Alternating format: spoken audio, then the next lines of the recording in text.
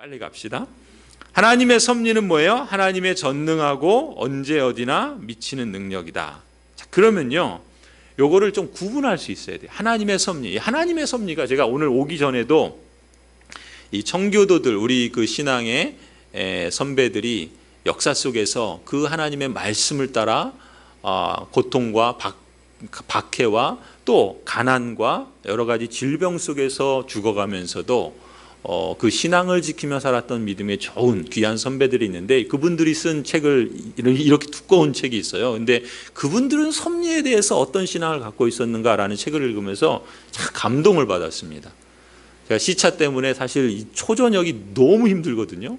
막 헤매는데 그래도 그 책을 보면서 그분들이 어떻게 그 시대, 그 고난의 시대, 그 죽음의 시대, 그 어둠의 터널을 뚫고 지나갈 수 있었는가? 뭐 때문에? 한마디로 말한다면 하나님의 섭리를 믿었기 때문이라는 거예요. 그만큼 하나님의 섭리가 그리스도인들에게 중요한데, 자, 하나님의 섭리를 지금 세 가지로 말했는데요. 전능하고 언제나 어디서나 미친 하나님의 능력이라고 그랬어요. 그럼 첫 번째 하나님의 섭리는 하나님의 전능하심을 통해서 나타나는 하나님의 능력이에요. 성경 말씀을 한번 보시겠습니다. 욥기서 9장 12절, 우리 화면을 한번 봐주세요. 우리 같이 한번 읽겠습니다. 시작. 하나님이 빼앗으시면 누가 막을 수 있으며 무엇을 하시나이까 하고 누가 물을 수 있으랴. 왜요? 하나님이 빼앗는데 그 하나님을 당해낼 자가 누가 있겠습니까? 하나님께서 무엇을 하시나이까 라고 누가 하나님께 그렇게 따져 물을 사람이 있겠습니까? 왜요? 하나님은 전능하시기 때문에. 지금 욥기에서 말하고 있는 거예요. 욥은 어떤 상황에 있었죠? 자신은 이해할 수 없는 고난 가운데 있었습니다. 때때로 우리 인생에게 찾아오는 많은 어려움들 가운데 어떤 부분들은 우리 자신의 어떤 실수나 무지나 지혜 없음이나 무능력이나 잘못으로 인해서 다가오는 그런 고난도 있지만요, 어떤 고난은 그냥 왜 왔는지, 왜 나에게 이런 일이 일어나는지 알 수 없는 그런 일들도 많이 있다는 거죠. 욥이 사실 그랬던 거예요. 우리는 욥기를 보면서 그 일이 어떤 내막에서 이루어지는지를 알지만 사실 욥은 알 수 없었습니다. 그때 욥이 뭐라고 그래요? 하나님이 빼앗으시면 그거 누가 막을 수 있겠냐? 누가 하나님에게 무엇이라고 따질 수 있겠냐? 하나님은 전능하시다는 거예요. 하나님은 모든 것에 창조주시고 모든 것에 뛰어나신 분이시고 모든 것 위에 계신 분이시라는 거예요.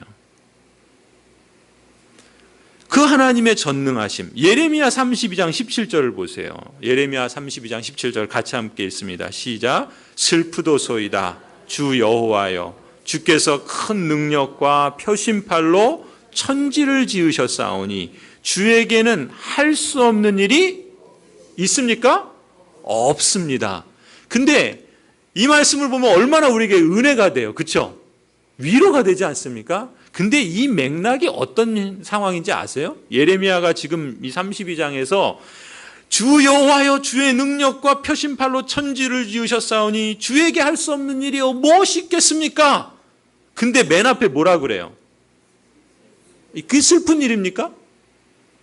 기뻐하고 감사해야 될 일이잖아요. 근데 예레미야는 처음에 그 말을 하면서 뭐라 그래요? 슬프도소이다 그래요. 그러니까 무슨 말이겠어요? 지금 예레미야가 이렇게 말하는 건요, 어떤 상황이었냐면 예레미야가 땅 하나를 사잖아요. 그렇죠? 바룩의 땅 하나를 사요. 예루살렘에 땅 하나를 사는데 그 예루살렘의 땅을 살 때 그 당시에 예루살렘이 어땠어요? 바벨론에 의해서 망하게 생겼어요. 포로로 끌려가게 생겼어요. 식민지가 되게 생겼어요. 그럼 어떻게 됩니까? 그 땅 사면 사자마자 그냥 뺏겨버리는 거 아니에요? 없어지는 거잖아요. 그런데 그 땅을 사요. 왜 사냐면 하나님께서 이 예레미야에게 그 땅 사라는 거예요. 왜 그러셨을까요? 하나님께서 그 땅을 사라는 것은 지금 이 유다 백성이 하나님께 범죄해서 포로로 끌려가고 그 모든 땅을 빼앗기지만 너는 그 땅 사라. 왜 그렇겠습니까? 내가 그 땅 다시 회복해 줄 거다. 70년 후에 비록 내일은 아니지만 7일 후는 아니지만 70년 후에 그 땅 다시 회복하겠다라고 하시면서 그 회복을 하시겠다라고 하는 하나님의 그 약속을 확증해 주기 위해서 너가 그 땅 사라는 거예요. 하나님께서 전능하신 거예요. 하나님께서 계획하신 것은, 하나님께서 창조하신 것은, 하나님께서 말씀하신 것은 반드시 이루신다는 거예요. 그러니까 예레미야 입장에서는 여러분 같으면 솔직히 한번 생각해 보세요. 지금 내일 전쟁이 날 판인데 제가 여러분에게, 아니 저는 그런 권위가 없네요. 아무튼 무슨 그 능력 있는 사람이 여기 우리 고양동에 어디 땅 좋은 거 있으니까 땅 사십시오. 그러면 여러분 아멘 할렐루야 하면서 땅 사시겠습니까? 그죠? 미친 소리야. 이러지 않겠어요? 그런 거예요, 예레미야가. 그러니까 뭐라 그래요? 슬프도소이다 그러는 거예요. 마음으로는 그러고 싶지 않은 거예요. 근데 하나님은 어떤 분이라는 거예요? 하나님은 전능하신 분이기 때문에 큰 능력과 표심팔로 천지를 지으시고 그 천지를 다스리시고 섭리하시는 분이시기 때문에 하나님에 대한 신앙을 고백하고는 있지만 마음 한편에서는 슬픈 거예요. 아무튼 지금 이건 예레미야는 뭐예요? 자신이 받아들일 수 없는 상황 속에서 자신이 지금 상식적인 그 생각으로는 행동할 수 없는 그런 그 일에 대해서 하나님을 신뢰하는 겁니다. 왜요? 하나님은 섭리하시는 하나님이시다는 거죠. 어떻게요? 전능하심으로. 자, 마태복음 19장 26절 보세요. 우리 같이 함께 읽겠습니다. 시작. 예수께서 그들을 보시며 이르시되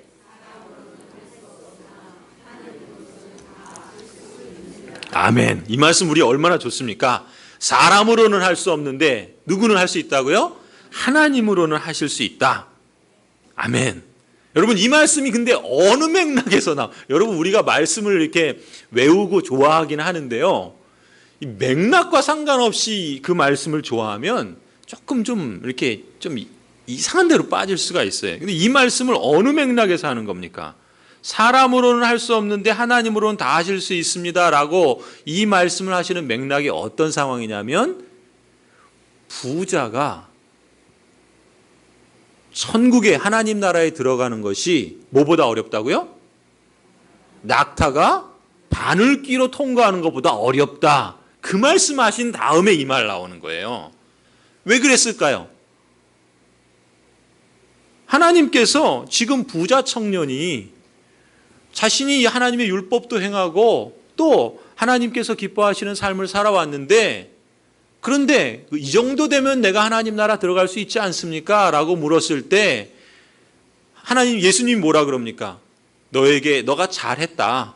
그런데 너가 갖고 있는 그 모든 소유를 가난한 사람들에게 주고 나를 쫓으라. 그러니까 이 청년이 어떻게 해요? 청년 관원이 근심하면서 가죠.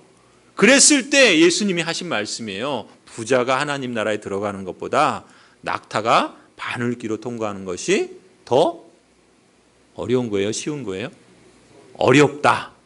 그러면은 제자들이 이 말씀 듣고 어떻게 돼요? 놀래요. 왜냐하면 제자들의 생각에는 그 당시에 부자는 하나님의 축복을 받은 사람들이었던 거예요. 구약에 보면 아브라함처럼 축복을 받은 사람인데 아니 하나님의 축복을 받은 사람의 그 증거가 부자인데 그럼 부자가 하나님 나라에 들어가기가 이렇게 어렵다면 도대체 그렇게 가난하고 연약한 자기 같은 사람은 어떻게 천국에 들어갈 수 있느냐는 거예요. 근심하는 거예요, 제자들이. 그때 예수님이 하신 말씀이 이거예요. 뭐라 그래요? 사람으로는 할 수 없다는 거예요. 그 사람이 아무리 부자고 그 사람이 관원이고 그 사람이 능력 있고 그걸로는 안 된다는 거예요. 그런데 뭐로는 가능하다는 거예요? 하나님으로서는 가능하다는 거예요. 그 말씀이에요. 하나님은 전능하시다는 것을 이렇게 말씀하세요. 우리가 내게 있는 능력과 내게 있는 어떤 그 힘, 내게 있는 어떤 지식, 내게 있는 경험, 내게 있는 어떤 그 배경, 뒷배를 봐주는 이런 것이 없어도요. 우리가 하나님을 신뢰한다면 하나님께서 능히 구원하실 수 있다는 것을 우리는 믿을 수 있다는 겁니다. 누가복음 1장 17절 같이 함께 읽겠습니다. 시작. 대저 하나님의 모든 말씀은 아멘. 능하지 못하심이 없느니라. 여러분, 이 말씀은 또 누가 하는 말씀이에요? 누가복음 1장이면 예수님의 어머니 마리아가 한 말이에요. 오늘 우리 신앙 고백하면서 뭐라고 그랬습니까? 그렇죠. 우리 형중이 형이 잘하죠. 동정녀 마리아에게 나시고. 여러분, 우리는 그렇게 아주 편하게, 그리고 뭐 늘 신앙을 고백하지만, 이렇게 말하면 좀 죄송한데, 여러분이 만일 마리아의 입장이었다고 생각해 보세요. 아직 정혼은 했지만 아직 결혼식을 하지 않은 처녀예요. 그런데 뜬금없이 천사가 나타나서 수태를 했다는 거예요. 아이를 가졌다는 거예요. 이런 날벼락이 어디 있습니까? 그잖아요. 그런 소식을 이 마리아가 들은 거예요. 그럼 어떻게 하겠습니까? 아멘 할렐루야 그러시겠어요? 저는 아직 남자를 모르는데요? 이러지 않겠습니까? 지금 그런 상황에서 하나님의 성령께서 내게 임하셔서 하나님의 능력으로 내게 하나님께서 수태케 하셨다. 그 말을 들은 이 마리아가 고백하는 거예요. 뭐라고요? 자신은 그걸 받아들일 수 없는데, 상식적으로는 과학적으로는 일어날 수 없는 일인데 하나님이 말씀하신 것이라면 그대로 되는 줄을 받아들이고 그렇게 고백하는 거예요. 그래서 대저 하나님의 모든 말씀은 능하지 못하심이 없느니라. 하나님이 뜻하시고 하나님이 말씀하신 것은 그대로 된다. 그 전능하신 능력으로 하나님은 지키시고 다스리신다. 그것이 하나님의 섭리라는 거예요. 그렇게 하나님은 섭리하신다는 거예요. 두 번째, 하나님의 섭리는 뭐라고 그랬습니까? 하나님은 전능하시고, 그 다음에 뭐라고요? 언제나 미치는 능력. 언제나는 건 뭘까요? 언제나 미치는 능력, 어디서나 미치는 능력. 제가 이 순서 좀 바꿀게요. 어디서나 미치는 능력. 하나님의 능력은 도달하지 못하는 것이 없다는 거예요. 그죠? 그걸 뭐라 그럽니까? 하나님은 뭐 하다 그러세요? 그렇죠. 무소부재하시다 그래요. 하나님이 계시지 않는 것은 없다. 그건 달리 표현하면 하나님은 모든 곳에 계신다. 그걸 편재라 그래요. 편재. 하나님은 어디나 계신다는 거예요. 그러니까 하나님의 능력이 미치지 않는 곳은 없는 거예요. 하나님은 어디서나 그 하나님의 능력을 행사하신다는 거예요. 시편 139편 7절에서 10절 우리 같이 한번 읽겠습니다. 시작. 내가 주의 영을 떠나 어디로 가며 주의 앞에서 어디로 피하리까? 내가 하늘에 올라갈지라도 거기 계시며 수월에 내 자리를 펼지라도 거기 계시나이다. 내가 새벽 날개를 치며 바다 끝에 가서 거주할지라도 거기서도 주의 손이 나를 인도하시며 주의 오른손이 나를 붙드시리이다. 하나님의 그 능력의 손이 나를 붙드시고 나를 인도하신다는 거예요. 교회에서만요? 예배당에서만요? 그렇지 않다는 거예요. 하나님의 능력의 손이, 앞서 말했던 하나님의 전능하신 손, 하나님의 강하신 손과 펴신 팔이 나를 붙드시고 인도하신다는 거예요. 어디서나요? 하늘로 올라가도, 땅으로 꺼져도, 저 깊은 바닷속에 빠져도, 어디에 있어도 하나님은 그 능력의 손으로 지키시고 인도하신다. 그게 하나님의 섭리라는 거예요. 예레미야 23장 23절 24절 같이 읽겠습니다. 여호와의 말씀이니라. 나는 가까운 데에 있는 하나님이요 먼 데에 있는 하나님은 아니냐. 여호와의 말씀이니라. 사람이 내게 보이지 아니하려고 누가 자신을 은밀한 곳에 숨길 수 있겠느냐. 여호와가 말하노라. 나는 천지에 충만하지 아니하냐. 아멘. 하나님은 어디 계신다고요? 천지에 충만하시다는 거예요. 내 가까이에도 계시고요. 내가 혹 멀리 있는 것 같아도 하나님은 거기 계시다는 거예요. 하나님은 가까운 사람에게도 있고 멀리 있는 사람에게도 있으시다는 거예요. 하나님은 사람의 눈에 보이지 않는 것 같아도 아무리 은밀한 곳에 있다 할지라도 하나님은 어디나 계시다는 거예요. 그 하나님께서 어디에서나 지키시고 다스리신다는 거죠. 그것이 하나님의 편재하시는 섭리예요. 하나님은 어디에나. 그럼 무슨 얘기입니까? 내가 고난 가운데 있을 때도 하나님은 거기에 계시는 거예요. 내가 억울한 일을 당할 때요, 하나님은 멀리 계시지 않아요. 하나님은 사실 가까이 계세요.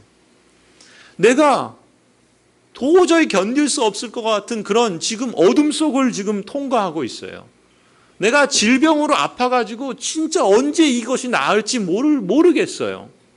거기에도 하나님은 계신다는 거예요. 적어도 그것이 우리 지금 여기 말하는 것처럼 우리 눈에 보이지 않더라도 뭘로? 하나님의 말씀하신 것은 하나님께서 이루시는 전능하신 하나님이기 때문에 적어도 내 믿음이, 그 믿음의 눈으로 하나님이 거기 계신다. 내 그 자리에 계신다. 지금 내가 당장 하나님께서 일하시는 것에 대해서 다 이해하지 못하고 다 그것을 내가 용납할 수 없을지라도 적어도 하나님은 여기 계신다. 이 자리에 계신다. 그것을 믿는 거죠. 우리가 평안할 때뿐만 아니라요, 우리가 고통과 아픔과 또 큰 고난들을 당할 때에도 하나님이 거기 계시다라는 것을 믿음으로 받아들이는 겁니다. 믿음으로 받아들이는 거예요. 그것이 하나님의 섭리를 통해서 우리가 발견하는 진리인 것이죠. 세 번째, 하나님은 전능하시고 어디서나, 그리고 또 뭐라 그랬습니까? 언제나 미치는 능력. 하나님의 언제나 미치는 능력. 언제나는 건 뭐예요? 시간과 관련된 거죠. 어디서나는 장소와 관련된 거. 그러니까 하나님은 장소를 공간을 창조하신 하나님이죠. 하나님은 또한 언제나, 그것은 무슨 얘기입니까? 시간을 창조하신 분이에요. 하나님은 시간을 창조하셔서 지금 이 자리에 계십니다. 믿습니까? 아멘이죠. 현재적으로 하나님이 함께 계신다라는 거예요. 그리고 하나님은 현재적으로만 계시는 것이 아니라 과거에도 하나님이 계시고 미래에도 하나님이 계신다는 거예요. 그런 하나님이 과거, 현재, 미래에 계시는데 우리에게는 지금이 현재고, 그리고 어제는 과거고 내일은 미래지만 하나님은 어떤 분이시라고요? 이 현재와 과거와 미래를 제약이 없이, 우리는 그걸 이해할 수 없잖아요. 어떻게 어제면 어제고 지금이면 지금이고 내일이면 내일이지, 하나님은 근데 현재, 과거, 미래가 제약이 없다는 거예요. 제약이 없다. 왜냐하면 하나님은 시간을 창조하신 분이시기 때문에. 그래서 하나님을 뭐라 그러십니까? 하나님은 무한하시다. 하나님은 영원하시다. 무한하다, 영원하다는 건 뭐예요? 시간의 제약을 받지 않으신다는 거예요. 제약을 받으시는 정도가 아니라 시간을 창조하시고 그 시간을 다스리시고 시간을 통치하시는 분이 하나님이시다. 그래서 하나님은 언제나 그 만드신 만물과 택하신 그 백성을 지키시고 다스린다. 그것이 언제나 미치는 하나님의 능력을 하나님의 섭리, 이렇게 말한다는 것이죠. 그렇게 보면 하나님께서 이처럼 그 시간을요, 우리가 이 하나님의 섭리를 믿는다면 내게 있는 시간, 내가 지금 직면한 시간이 있잖아요. 지금 8시 지금 이 시간을 말하는 게 아니라 때라는 게 있잖아요. 그렇죠? 때. 결혼할 때가 있고 일할 때가 있고 또 잠잘 때가 있고 또 쉴 때가 있고 또 공부할 때가 있고 때가 있잖아요. 그런 것처럼 우리가 어떤 때를 만난단 말이죠. 그 때, 근데 그 때가 좋을 때도 있지만 안 좋을 때도 있잖아요. 평안할 때도 있지만 고난의 때도 있잖아요.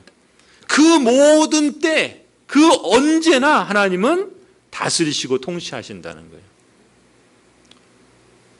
제가 그 감동을 받고 참 제가 이렇게 지식적으로는 받아들이겠는데 제 피부로는 내가 과연 그럴 수 있을까 싶을 정도로 그 어떤 청교도 제가 지금 이름이 생각이 안 나는데 그분은 결혼을 하셔가지고 자녀를 낳았는데 그 배우자와 그 자녀들을 먼저 잃었대요. 그러니까 그 청교도들이 살 때가 이제 16세기, 17세기인데 그때는 그 종교적인 박해로 인해서도 죽기도 하고 뭐 패스트 같은 이런 질병, 전 지구적인 그런 질병으로 이렇게 죽기도 하고 또 여러 가지 많은 그런 그래서 평균 연령이 그렇게 많지 않습니다. 우리처럼 뭐 100세 시대가 아니고요. 뭐 50세 이상 살면은 잘 사는 그런 시대예요. 그런데 이제 그분도 아내와 아이들을 먼저 잃었어요. 또 그래도 그분은 또 재혼을 하셨는데 재혼하고 나서도 또 그 부인과 그 아이를 먼저 하나님께 보냈다 그래요. 여러분 이게 근데 그분이 하는 쓴 책이 뭐냐면 섭리의 신비예요. 섭리의 신비. 그러면서 거기서 고백하는 게 그겁니다. 그러니까 하나님께서 언제나 어디서나 하나님의 영원한 능력 가운데 나를 지키시고 다스린다. 그건 자신만 그런 게 아니라 자신이 사랑하는 그 아내와 그 아이들도 받아들일 수는 없지만 이해가 안 되지만 그러나 하나님께서 그 사랑하는 이들도 하나님께서 다스리시고 지키신다. 그러면서 섭리에 대해서 써내려가는데 그 부분들이 어떤 거는 감동이 되면서도 어떤 거는 이게 너무 버겁더라고요. 받아들일 수는 있겠는데 그게 이렇게 뭐랄까 그 정도의 경지에 이르려면 정말 신앙의 높은 수준이 되어야 되지 않을까 하는 느낌이 받았는데 아무튼 지금 성도 여러분 우리가 이 하나님의 섭리를 믿는다면 그러한 고난과 또 역경의 때 그 사망의 음침한 골짜기 같은 그 시기를 지날 때에도 우리의 믿음의 눈으로 하나님을 바라볼 수 있다라는 것이죠. 자, 그러면은 이렇게 하나님의 섭리, 언제나 어디서나 영원한 능력으로 행사하시는 하나님 되심을 이 하나님의 섭리라고 그러는데 그럼 하나님께서 섭리의 능력으로 하시는 일이 무엇인가? 첫 번째는요. 우리 그 아까 26문에 뭐라고 그랬습니까?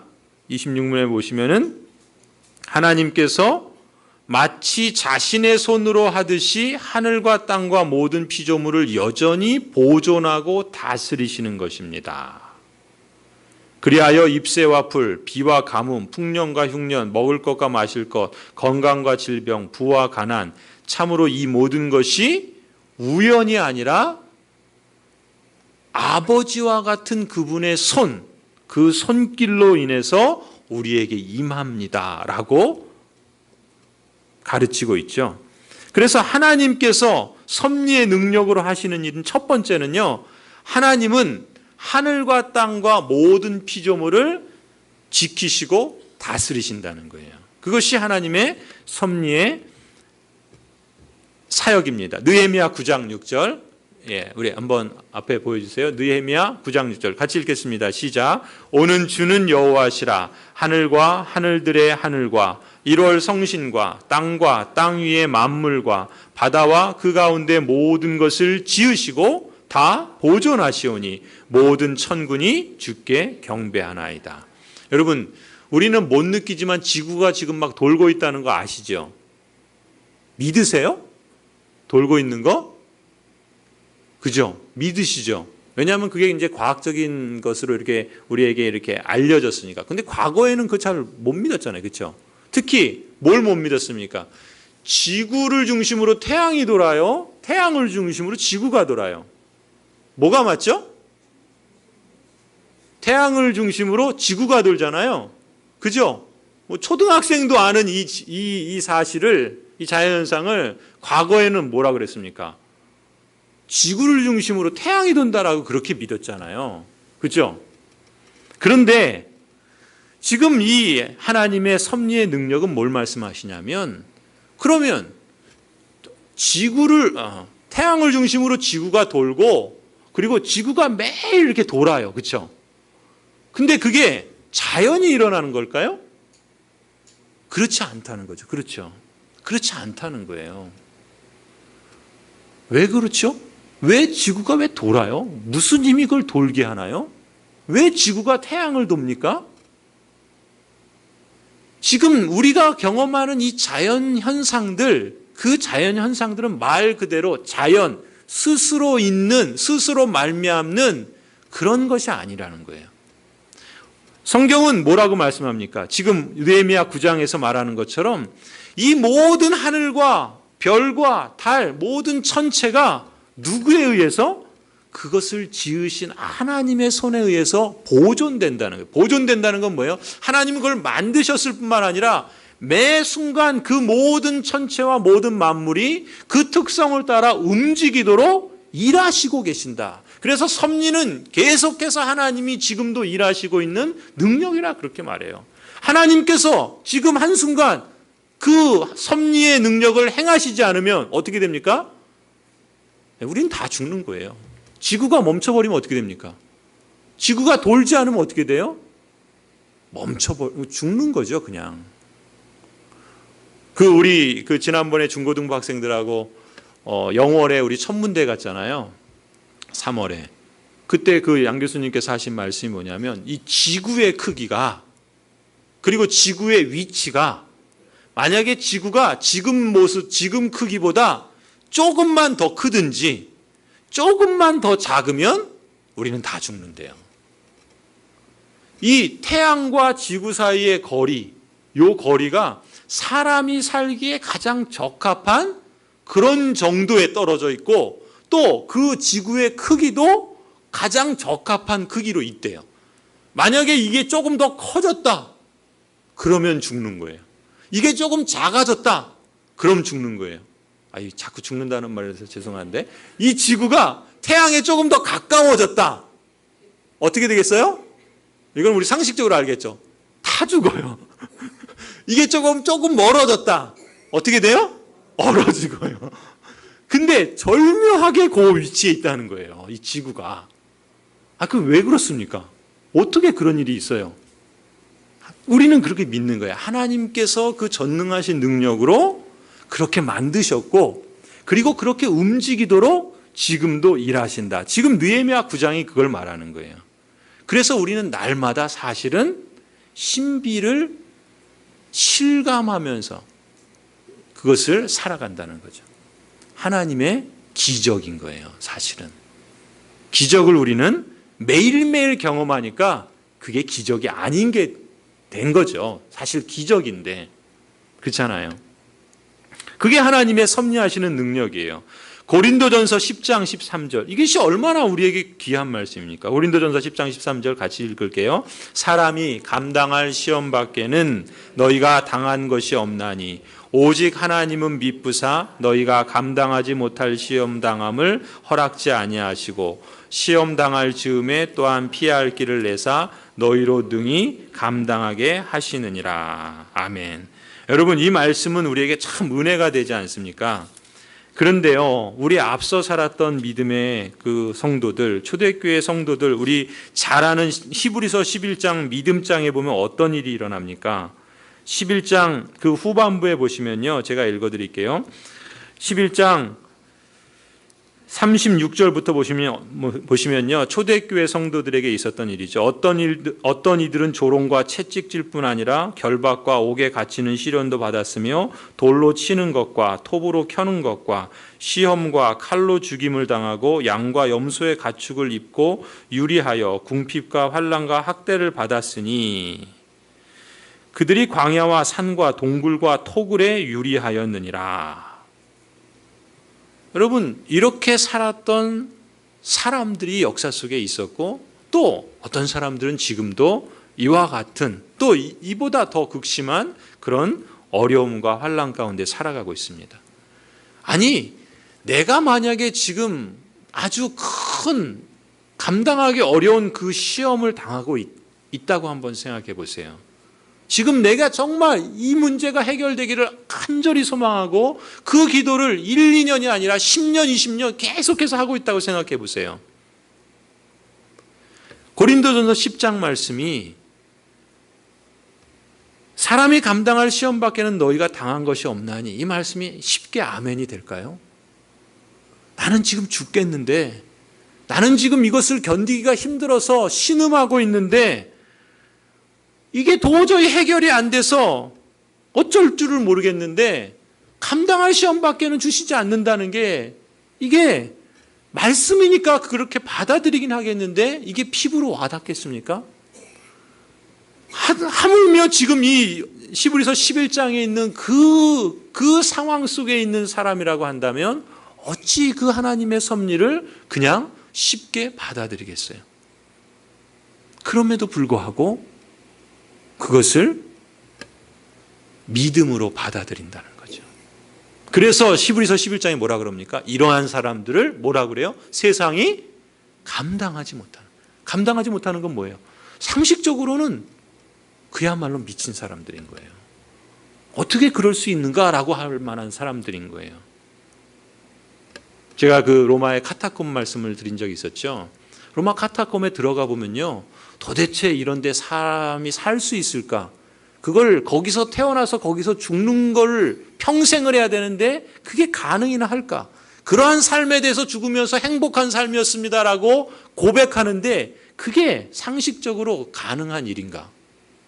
그렇게 살았던 사람들이 있었다는 거예요. 그것도 1, 2년이 아니라 평생을, 그것도 한 세대를. 그렇다고 한다면 그분들이 그러한 삶을 견딜 수 있고 인내할 수 있었던 것은 이 하나님의 말씀이 그냥 객관적인 어떤 사실로서 그러려니 그렇구나라는 것이 아니라 자신의 그 삶의 현장에서 그렇게 그것을 의지하고 그것을 신뢰하며 그 소망 가운데 살아가는 살아있는 말씀으로 받았기 때문이지 않겠느냐라는 것이죠. 그래서 뭐라 그럽니까? 오직 하나님은 미쁘시다는 거예요. 하나님은 신실하시고 믿으실 만하다는 거예요. 그래서 감당하지 못할 시험당함을 허락하지 아니하시고 시험당할 즈음에 또한 피할 길을 내사 너희로 능히 감당하게 하시느니라.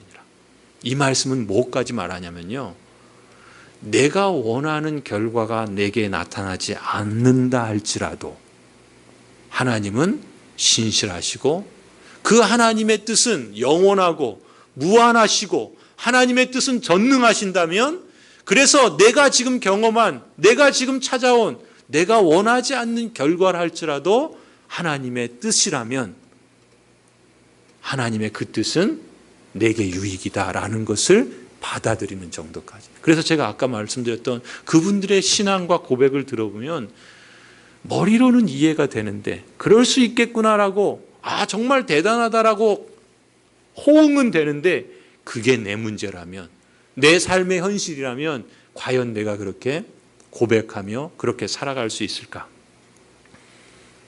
저는 지금은 그렇지 못하는지는 모르겠어요.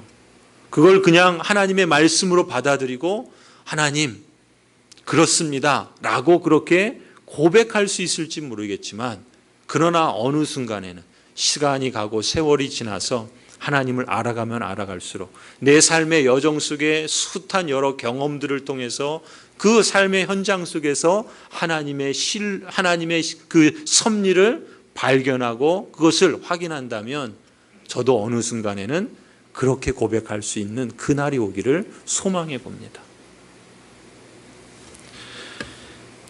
자, 첫 번째 하나님의 섭리의 능력으로 하시는 일은 하나님께서 하늘과 땅의 모든 피조물을 여전히 보존하신다는 거고요. 두 번째는 보존하실 뿐만 아니라 하나님은 다스리시고 통치하신다는 거예요. 시편 104편 27절 29절 같이 한번 읽겠습니다. 시작. 이것들은 다 주께서 때를 따라 먹을 것을 주시기를 바라나이다. 주께서 주신즉 그들이 받으며 주께서 손을 펴신즉 그들이 좋은 것으로 만족하다가 주께서 낯을 숨기신즉 그들이 떨고 주께서 그들의 호흡을 거두신즉 그들은 죽어 먼지로 돌아가나이다. 나고 자라고 또 숨기시고 또 거두시고 돌아가고, 이 모든 것들이 하나님의 다스림과 통치 아래 있다라는 거죠. 마태복음 10장 29절 같이 읽습니다. 시작. 참새 2마리가 한 아사리온에 팔리지 않느냐. 그러나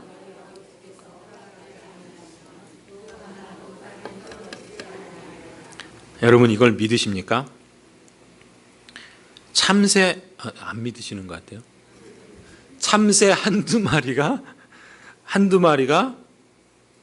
하나님 한두 마리도 하나님 아버지께서 허락하지 아니하시면 그 하나도 땅에 떨어지지 않는다. 하나님께서 다스리심을 우리의 머리카락까지도 세신 바 되시는 하나님의 그 세밀하심, 그 하나님의 능력, 하나님께서 다스리시고 통치하신다는 것이죠. 세 번째, 하나님께서 모든 것을 보존하시고 다스리기 때문에 우리 하이델베르 교리문답 26문에서 말하는 것처럼 그래서 모든 것이요. 이게 여러분 이렇게 새겨 보시기 바랍니다. 내게 일어나는 모든 것, 내가 경험하는 모든 것, 내게 있는 모든 것, 이 모든 것이 뭐가 아니라고요? 우연이 아니래요. 우연이 아니랍니다. 우연이 아니래요. 그럼 뭡니까? 아버지와 같은 그의 손길. 아버지의 손길. 하나님은 아버지라는 거예요. 하나님은 왕이시면서 우리의 아버지신데 그 아버지의 손길로 우리에게 임한다는 거예요. 모든 것이. 근데 그 모든 것을 구체적으로 거기서 풀어서 말합니다. 잎새와 풀, 비와 가뭄, 풍년과 흉년, 먹을 것과 마실 것, 건강과 질병, 부와 가난. 여러분 앞에 있는 걸 우리가 원하는 거지만 뒤에 있는 걸 우리가 원하진 않잖아요. 질병을, 가난을, 흉년을 누가 원하겠습니까? 그런데 이 모든 것이 뭐라고요? 우연이 아니라 하나님의 손길로 우리에게 임한다는 겁니다. 우리에게 일어나는 모든 일이 하나님의 섭리 안에서 일어난다. 그 섭리를 믿고 받아들이는 신앙, 그것을 우리에게 말씀하고 있죠. 자, 마지막으로 그렇다면 섭리가 우리에게 주는 이 섭리의 교리가, 하나님은 섭리하시는 분이시다라고 하는 이 진리가 우리에게 주는 유익이 뭡니까? 거기 그 27문에 말하는 것처럼 우리는 어떠한 역경에서도 뭐 할 수 있다고요? 인내할 수 있다. 인내할 수 있다. 또 형통할 때에 감사할 수 있다. 또한 장래일에 대해서도 신실하신 우리 하나님 아버지 안에서 좋은 확신을 가질 수 있다. 어떠한 사람이나 어떠한 사건이나 어떠한 장래일이라도 심지어 어떠한 영적 존재도 우리를 하나님의 사랑에서 끊을 수 없다. 이걸 확신시켜 준다는 겁니다. 이 세상의 모든 피조물들은 철저하게 하나님의 손 안에 있으므로 하나님의 뜻을 거슬러 일어나거나 되는 일은 하나도 없다는 것이죠. 저도 이 말씀을 읽고 묵상하고 또 여러분에게 설교를 하고 있지만 제가 20대, 30대 신학교를 다니며 배울 때 이 말씀을 배우고 느끼는 거랑 이제 50대가 되어서 이 말씀을 배우고 느끼는 느낌이 좀 다른 것 같아요. 아마 여러 성도들께서도 더 그러시지 않을까 싶습니다. 인생의 여정들을 이렇게 돌아볼 때 청교도들이 권하는 것 중에 하나가요, 하나님의 섭리하시는 것을 자기의 인생에서 세어보라 그럽니다.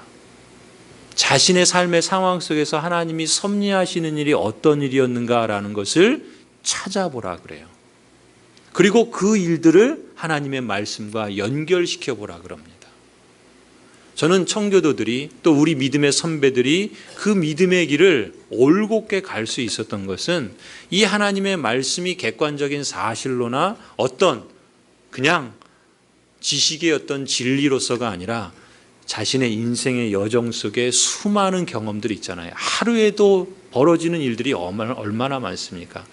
자녀가 태어날 때, 아니 자녀가 조금 자랄 때, 아니 또 자녀가 조금 더 커서 이제는 말을 안 듣고 자기 길을 갈 때, 뭐 여러 가지, 뭐 또 그뿐만이 아니죠. 우리가 인생을 살아가면서 사업에 대해서 사업을 시작할 때, 또 사업이 잘 될 때, 또 사업이 잘 안 돼서 어려움 당할 때, 또 심지어는 망하기라도 할 때, 이런 과정들, 저로서는 목회에 있어서도 그렇고 또 여러 가지 삶의 여정 속에, 그래서 그런 말을 하더라고요. 우리의 각자의 삶의 이야기는 믿음의 눈으로 보면은 다 다른, 그러나 다양한 하나님의 섭리의 이야기래요. 우리가 그걸 좀 실감할 수 있으면 좋을 것 같아요. 여러분이 인생에 사시면서 이제 믿음을 가진 사람으로서 하나님 앞에 살아갈 때 여러분의 그 삶의 이야기는 믿음의 안목으로 보면 하나님이 일하신 하나님의 섭리의 이야기다라는 겁니다. 그 하나님의 이야기는 그 우리 모인 그 사람, 여러분 한 분 한 분의 수만큼 다양하고 다채로운 거예요. 그 속에서 하나님이 내 삶의 이런 상황 속에서 하나님이 이렇게 일하셨다라는 것을 우리가 함께 나눈다면 거기서 드러나는 하나님의 하나님 되심은 너무나도 크고 놀랍지 않겠습니까? 물론 그걸 다 모아도 하나님을 다 설명할 수는 없을 겁니다.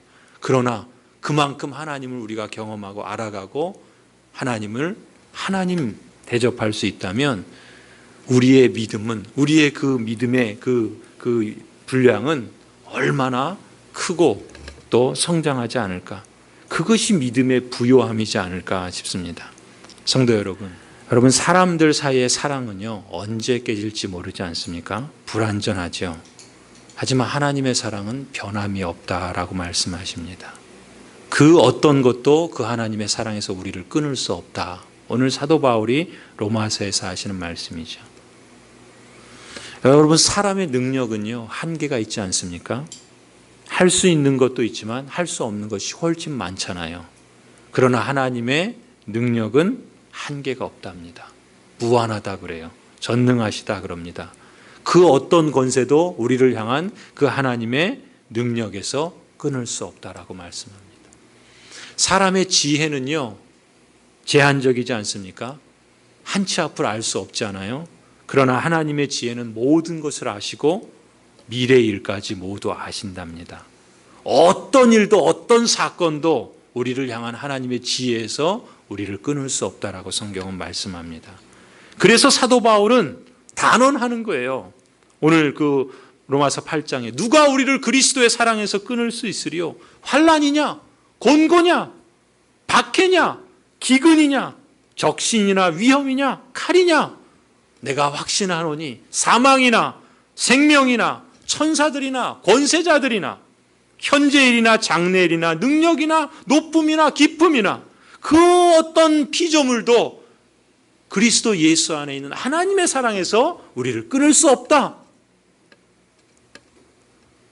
심지어 사단도, 그의 권세 아래에 있는 귀신도 자기 아들까지 아끼지 아니하시고 내어주신 그 하나님께서 모든 상황을 동원해서라도 끝까지 우리를 도와주시기 때문에 우리를 어떻게 할 수 없다라는 것이죠. 그런즉 이 일에 대해서 우리가 무슨 말 하겠습니까? 만일 하나님이 우리를 위하시면 누가 그 하나님을 대적할 수 있고 우리를 대적할 수 있겠습니까? 성도 여러분, 죽으실 뿐만 아니라 다시 살아나신 이 예수 그리스도, 35절 말씀에 그러죠. 그는 하나님 우편에 계신 자요. 하나님 우편에서 무엇을 하신다고요? 우리를 위해서 친히 간구하신다. 하나님이 간구하신다. 누가 우리를 그리스도의 사랑에서 끊겠습니까?